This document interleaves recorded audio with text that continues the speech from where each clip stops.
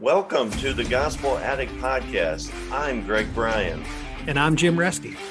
We're gospel addicts because we believe the gospel of Jesus isn't just good news, it's the best news ever. We're addicted to the gospel because it doesn't just start us out in the Christian life, it is the Christian life. Join us as we look at the Bible through the lens of the gospel. Thanks so much for listening. Welcome back to the Gospel Addict Podcast. I'm your host, Greg Bryan, and I am excited today to be joined with my friend Randy Nickel, and we have a very special interview with somebody whose life has been changed by the good news of Jesus Christ.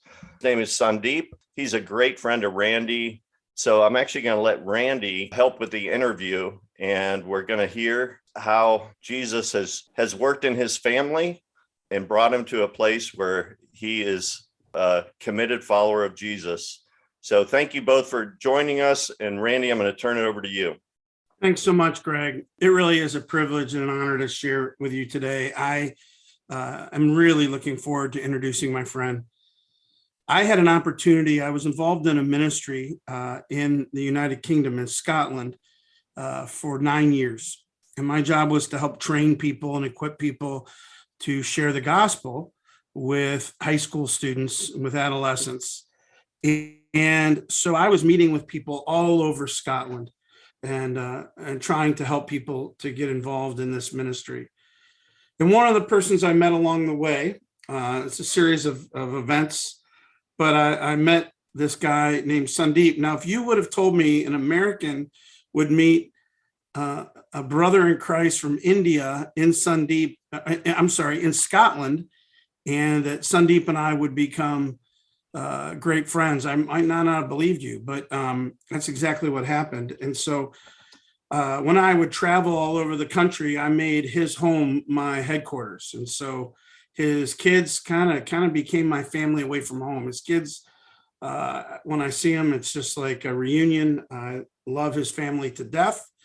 And I tease him pretty hard, actually, sometimes. And we're good friends. It's so funny because we don't always agree on everything. We don't always like the same things, but we really enjoy being together.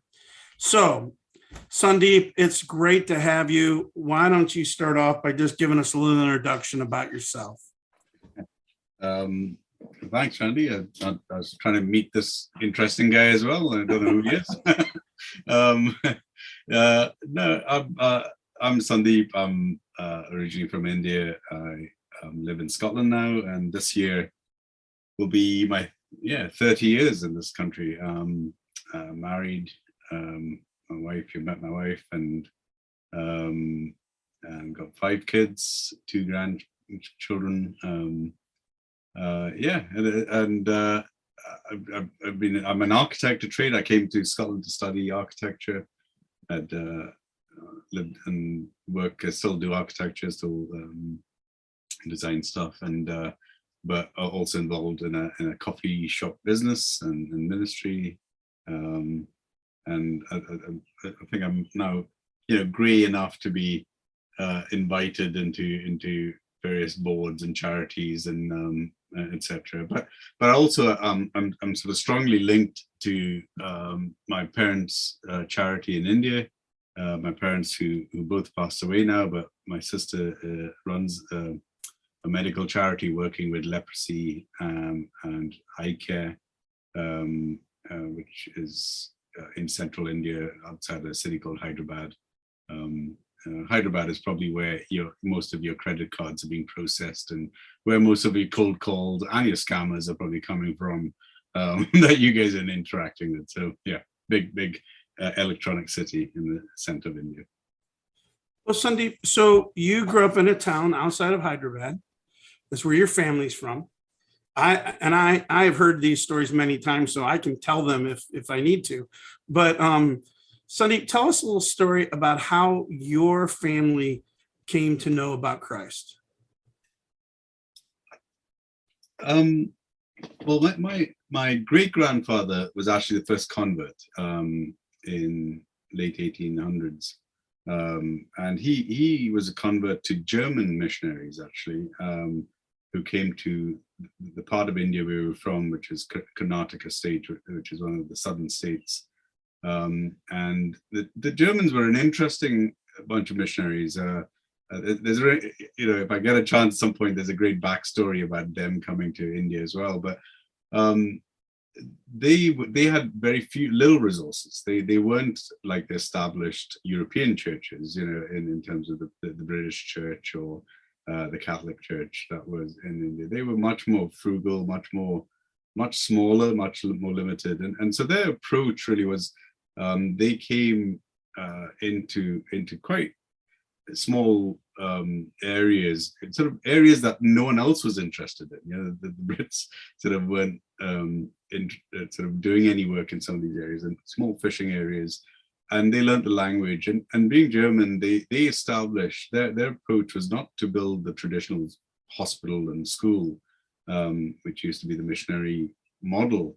They built a tile factory and a printing press, being Germans, and they just understood industry. And well, that was actually when I realized that my own DNA and my interest in business and kingdom, I realized it comes from that space of realizing how important the secular space is to kingdom growth, and but also just how so much of missional work is contained by financial restraints. You're essentially having to borrow money or depend on charity to come and establish whatever kingdom model, whereas they just set up the factories. Those factories created income, but also they created work for the local population.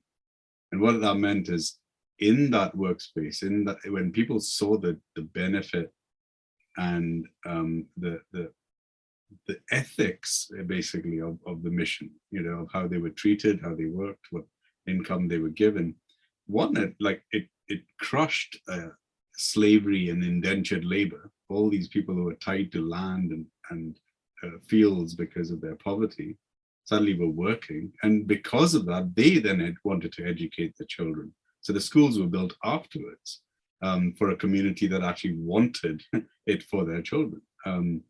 And my great grandfather was a scholar, a Hindu scholar, and a doctor, an Ayurvedic doctor, and he was fascinated by the power that these missionaries displayed. When they were seeing, healing and seeing transformation, and he in secret began to meet the missionary to find out how he controlled this power. He's like, I've read this in the scriptures, I've seen this sort of. So my great grandfather kept meeting the missionary in public, in private, trying to discover it, and that's when he began to, because he was quite a well-known man, he couldn't be seen. So it was like that Nicodemus sort of space, to go in the background, meet the missionary, come to faith, and that's where he came to faith. And he was thrown out of his family, and he was, they tried to kill him, and he came away and over his lifetime established sort of 6 churches, transformed his family, and that was the sort of root of my background of being.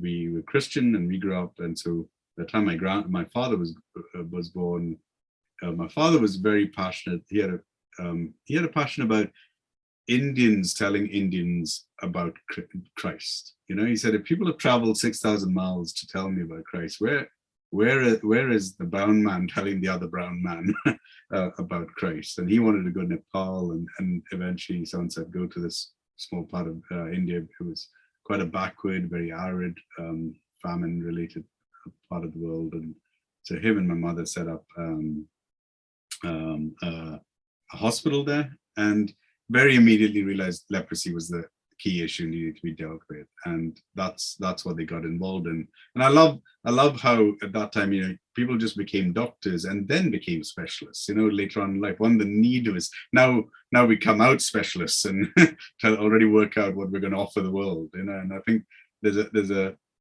similarity sometimes in churches, like where we preset the agenda of what we think we're offering people, and where it's actually to grow. And leprosy was a thing, and they grew into that. And from leprosy, one of the other big things was eye blindness. A lot of So, Sundeep, Bryan, you want- so you're telling, I love the story, but your parents now have, I think, is it 2 leper colonies that they supervise?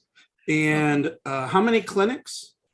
Well, so there's three centers. So there's the base hospital, which is like a 50-bedded hospital. Then there's the leprosy center, which really was sort of there was a small hospital. There's like 50 families that used to be there, but also so that's one. And then we had a rural hospital, which also was like a 20-bedded rural hospital, which is about 15 kilometers away. And part of the history of these 3 sites was the leprosy colony. The government wanted to bulldoze a site where the lepers were squatting. They wanted it for a fire station or something. So they said, oh, well, you're a doctor who's been talking about lepers here. Why don't you look after them? And they gave them a piece of land about 15 miles away from the main town. But we didn't want to make it a ghetto, really, that this would be the leper colony. It became a rehabilitation center. And the beauty of the center was leprosy is not just it's not a physical disease or a medical disease. It's a social disease. It's a classic disease of ostracization of the other, the people who have no space in society. And because it's leprosy, it takes people from all sorts of society. So it isn't, and suddenly this collective became this microcosm of India, where actually you had better harmony in this group of people because of their disease than you would see in other parts of India with healthy people because of different religions and castes and stuff. So that was the sort of background. Now, 40 years later, most of the first generation leprosy has died down. It's come off the WHO target list. It's not as prevalent in India. India is still one of the highest countries of occurrence in leprosy. And a little just fact about leprosy is that it only affects about 30% of people anyway. Like you and I may not even if we were in contact with a leper, get leprosy from them. Where naturally most of us are immune, but it does live in sort of conditions that are prevalent, damp and dark and all that sort of condition. It's like the TB bacteria, so that's why it goes into very specific poor communities.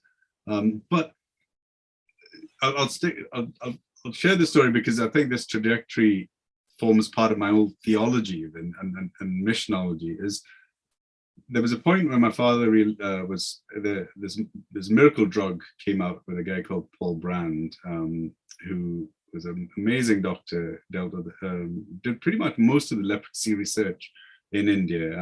Philip Yancey talks about him, interviewing him, and Paul Bryan was an American doctor, and he invented this multi-drug therapy. It was called a concoction of drugs that hit leprosy, and for the first time in humanity, you had a curable leprosy, and then they also did a lot of reconstruction surgery and stuff. And my father was taught under Paul Bryan, and I was inspired by that. Now, my father was then giving out these drugs to people, and he came across a man who one day refused the drug.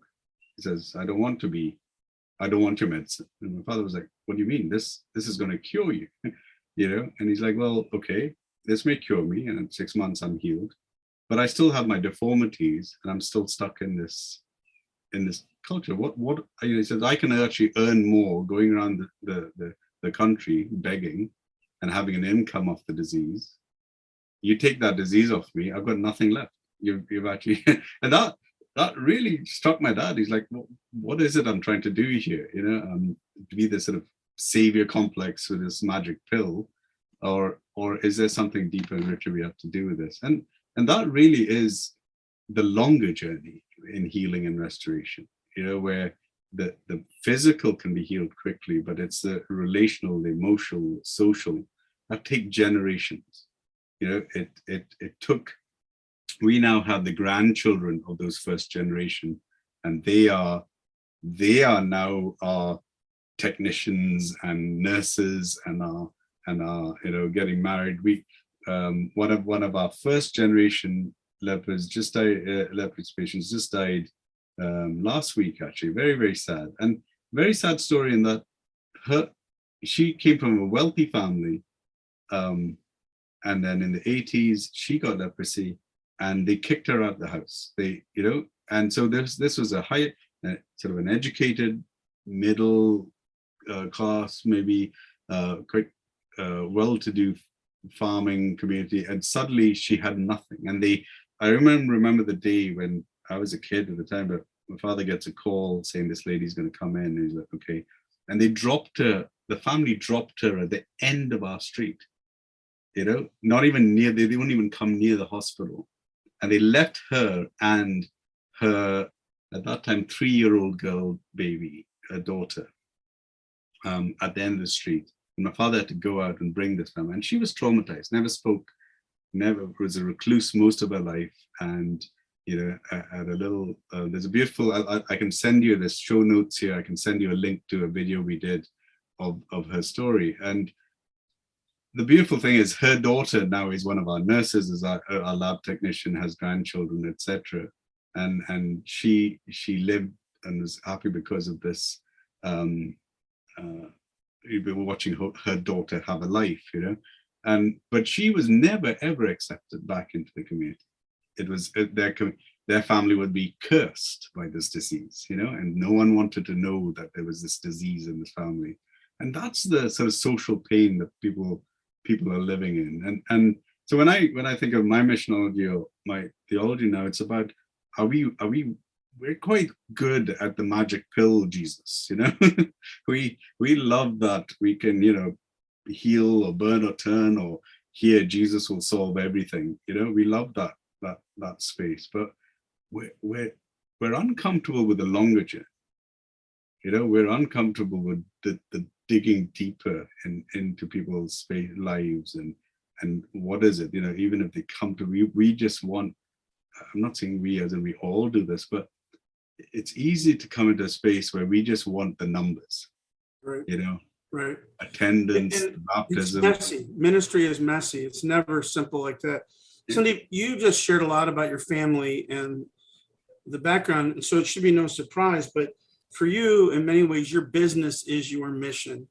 And that's kind of been your vision all along, is that you want to impact people really through the business that you have. And so I guess I wanted to ask a couple of questions, but tell us why you chose a coffee shop as a place for ministry. It is a business, but it's a ministry. And also, you have compared that before to what it would be like to build a coffee shop to building a church. And can you share that with us? Yeah, I'll probably bore you with this, Randy, because you've heard it so many times, but this is my core passion. That I grew up in a charity, and I grew up in that missional space. And I'm in our church culture, the minister who's gone to Papua New Guinea as a missionary gets the plaque on the wall. They're like the high hegians of our missional world. We love those guys, and I'm not. Don't get me wrong. I'm not belittling those people, but I think because of that, we ignore all the menial saints who do amazing work in our communities and cultures. And I think I've just come from a space where I've seen the other side. And my father used to say that most charities are just one beggar giving another beggar someone else's money. And we get into this dependency culture, and that finance and the raising of finance dictates so much of what becomes missional activity, and it limits that. And that's something I've always wrestled with. I'm like, how? And because we lived in it, and in India, we right now we have a Hindu government which is being fairly aggressive against Christians and minorities, and but as much as it is doing that, I think we're at fault as well, because we didn't sustain and create a sustainable missionality. So a subtle tax law can cripple most Christian organizations because they're dependent on foreign funding. And so this is one of my big things. So when I come over to the UK, I realized it was still the same problem, even in a wealthy country. that the minute you start mission or talk about Christian or kingdom or gospel, you go and set up a charity. It's like our muscle memory kicks in, you know. And I'm like, that's okay. That's good. And there's good sort of financial reasons why we should do it. But is that the only way to do mission? And I began, you know, there were two things. One is that you then create a church institution that is highly dependent, needs people to be attending, because our only matrix of success is growth and baptisms and pew filling or whatever. You know, that there's certain sort of criteria of success. We have no way of defining salt and light. We've lost so many of some of our ancient ways. You know, the Scotland, the Celtic way. You know, the sort of monastic Jesuit way of sort of entering a pagan land and simply creating a small commune that serves the community. You know, it can do what it wants to do in its own holy, how it feeds itself, but its ultimate expression is to serve that community, to go and plow a field and lambs or be of use to that community. We've sort of just lost that. And now we're sort of on the other flip side of it, where we've been in power and now we're lamenting our loss of power. We're lamenting that the laws are changing and the land is changing and culture is changing. And we're back to woe is me. And whereas I'm like, actually, maybe God's putting us in exile intentionally so that we can just come back to him and rely on him. And so when it come back to coffee, we were seeing some great stuff going out in churches, in our church with the youth work, and we focused on discipling and spending more time with fewer people, and blurring the sort of sacred and secular spaces, you know, making things or everything sacred, not creating the sort of, this is my church space and this is my non-church space. And the kids actually were getting it. They were experiencing an Acts 2 church probably better than most adults had, in terms of being able to share and confess and be together and grow in a much more egalitarian model of church. And we're saying this is great. But then when you looked ahead of the trajectory, it was quite scary, because actually, and you've heard me say this, that I worked out there's about 37 roles we have in the church, from bass player to flower arranger to, you know, greeter and steward to pastor and whatever, secretary and then the building committee person, whatever. We have like these 30 odd roles, and I love to do, if anyone's listened, to do an exercise of what roles you have in church, maybe to add to this number and see how many you come up with. But when I looked at it, I realized that actually, if you didn't want to do one of those roles, essentially there was no place for you in the kingdom. It was sort of saying, like, if you didn't want to serve soup or be part of the nursery or creche or whatever, or youth work or youth band, whatever, we just weren't creating space for the others. and so as we looked at that problem, we're saying, actually, how do we create then this sacred space in secular environments that allow people to essentially realize they can do anything for Christ? And it has value and it has meaning, because if you're in a deep relationship with God, whatever he asks you to do is sacred. And I just don't think we have that sort of theology, or rather we don't celebrate that part of theology to allow that space. And so we had to create the precedent. So we, you know, as much as we end up with coffee, it was more to do with, we prayed and prayed and prayed, saying, how do we create a service space in a community?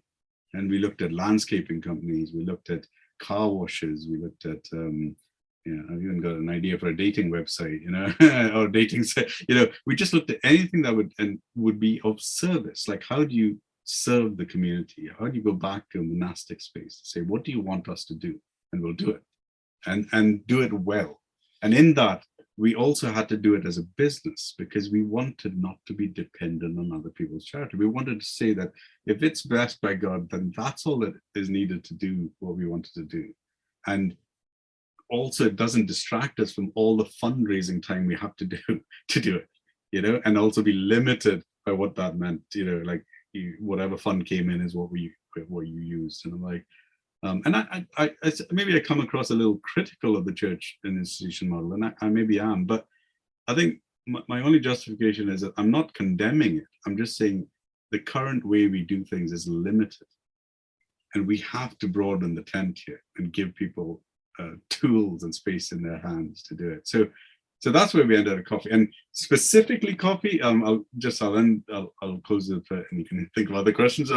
As an architect, I've built about 8 or 9 churches in my life, and in Scotland, these are slightly old numbers, but a new church, a mega church in this country is about 400 people. It's not the 4,000 here in the States, so it's about 400 people as a mega church here. And to build a church for 400 people, you need about 1,000 square meters of footprint, which is what 9,000 square feet. And to do that was going to cost you about £2.5 million. And now it's probably much more, maybe about £4 million to do it, to just build a building for those people. And that building will, if it's really good and successful, needs pastor, even if it needs an infrastructure of running of about £100,000 in sterling to run a year, at least. It's more about nearly 200,000. Actually, it's about 180 you'd need to run that. It's food, bills, pasta, programs, the whole lot.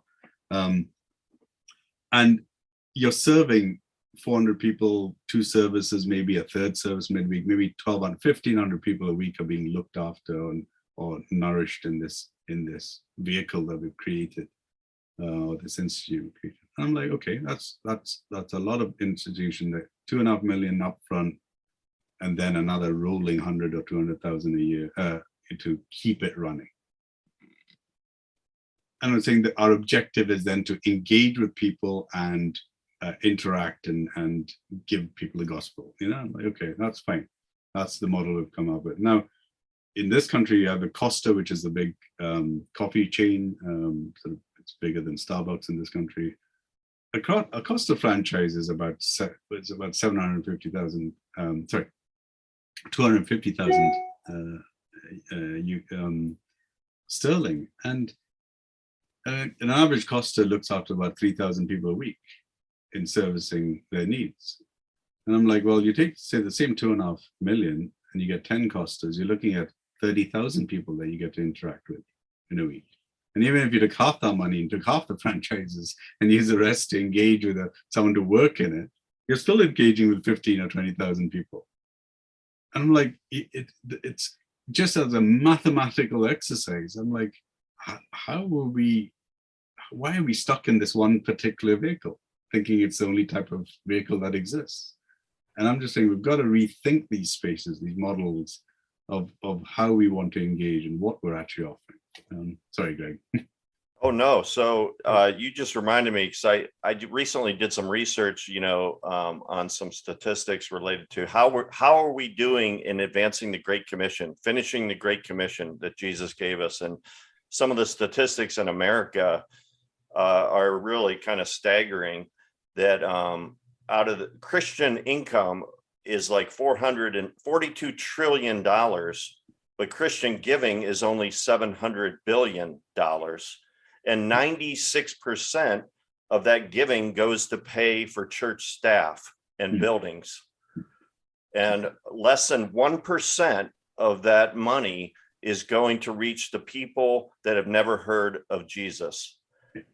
And so there's some major issues. There's some kind of some sad news when it comes to advancing the gospel. And like you said, if we could think outside the box, and instead of and create missional businesses, first of all, that's where the lost people are. That's where the people who need Jesus are.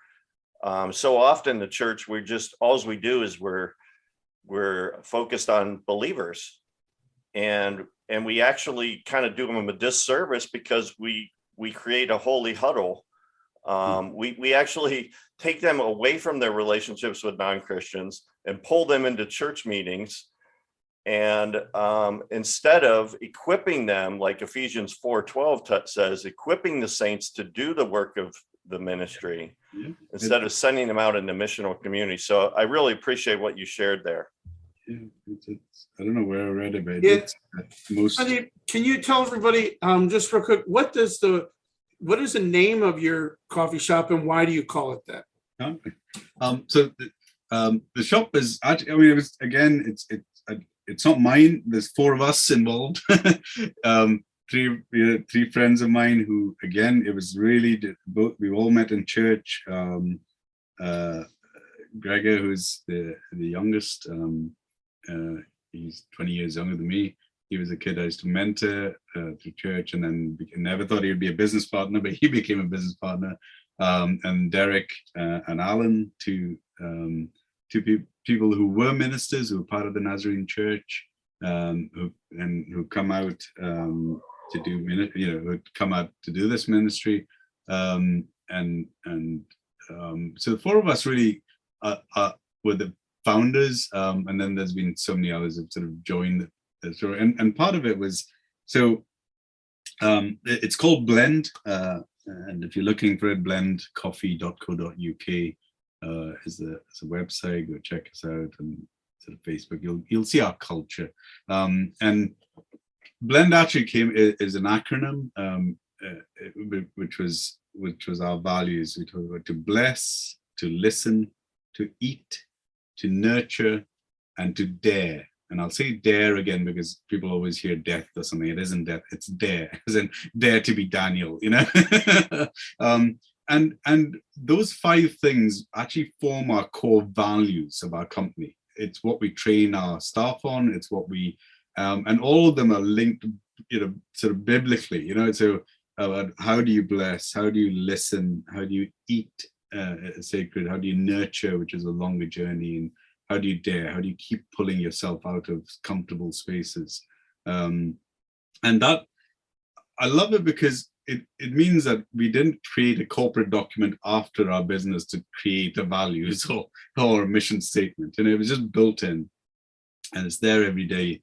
And so what it does allow us is it allows both our Christian employees and our non-Christian employees to find a common place to believe in and work into.